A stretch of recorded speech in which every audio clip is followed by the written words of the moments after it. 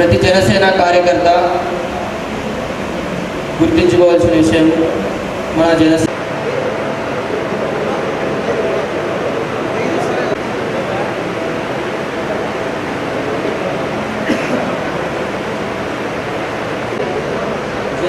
సైన్యానికి నా హృదయపూర్వక నమస్కారం. తెలంగాణ నియోజకవర్గం కోరండి ఒక వెన్నెముక లాంటి వాడు అని ప్రతి ఒక్కరూ అంటున్నారే, కానీ చాలామంది రైతులు ఆత్మహత్యలకు పాల్పడుతున్నారు. స్థాయి నుంచి తీసుకున్న, పంచాయతీ స్థాయి దగ్గర నుంచి తీసుకున్న, ఇప్పుడు ఉన్న రాజకీయ నాయకులు గ్రామాన ఇది ఒక వర్క్ చేస్తాము అని చెప్పడం వల్ల గ్రామాలలో ప్రజలందరూ మోసపోయి వాళ్ళ సమస్యలు పట్టించుకోకుండా మన జిల్లాలో ఇంత కరువు ఉంది, నీటి సమస్య ఉంది, ఇన్ని రాజకీయ పోవడం జరుగుతుంది. ఎందుకు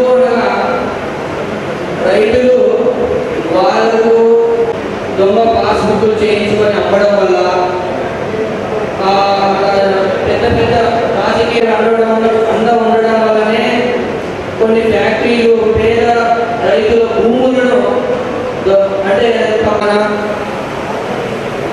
ఇది మనకు అధికారం కోసం కాదు, మన జనసేన పార్టీ నుంచి కొత్త భవితరానికి నాంది పలకడానికి కోరుతున్నాం చేస్తూ ప్రజలకు అందరికీ తెలియజేస్తూ ఈ అంటే ఈ 20 సంవత్సరాల నుంచి కానీ వర్గాలకు మేము ఇంత చేస్తున్నాం అంటున్నారు, కానీ ప్రతిసారి వాళ్ళు గెలుపొందగా వాళ్ళ స్వలాభాల కోసం జనసేనాన్ని గెలిపించవలసిందిగా ప్రార్థిస్తున్నాము. జై హింద్. పరిస్థితుల నుంచి బయటపడడానికి మనం ముందుకు రావాలి, ముఖ్యంగా యువత ముందుకు రావాలి. అందుకనే ఈరోజు నేను బంగారు తాకట్టు పెట్టి బ్యాంకులో అప్పు తెచ్చి బోర్లు వేయడం, అది నీళ్లు పడుకోవడం, వ్యవసాయం చేసుకోవడం, నేను ప్రతి సాక్షి ఏంటి భవిష్యత్తు ఎట్లా చేయాలి, వీటన్నింటినీ మనం ఓవర్కమ్ కావాలంటే మనకంటూ ప్రశ్నించే శక్తి రావాలి.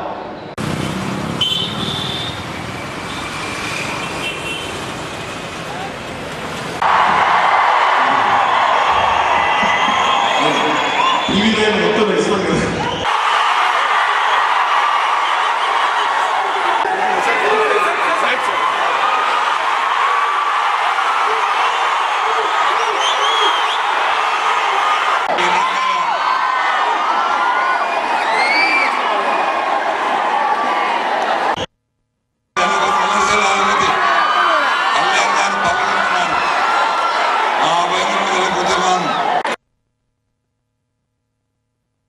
టాలెంట్ అని గుర్తించటం అండి, ఇది ఎగ్జామినేషన్ అనేది కాదు.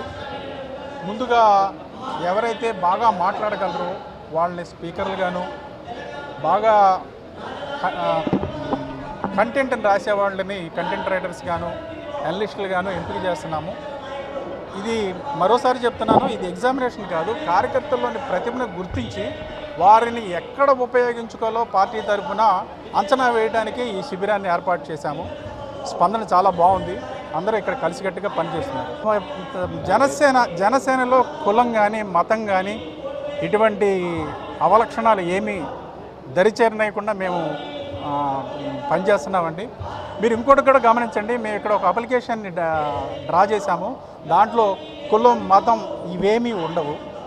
ఇది ఒక రాజకీయ పార్టీ ఈ తరహా ఈ విధంగా చేయటం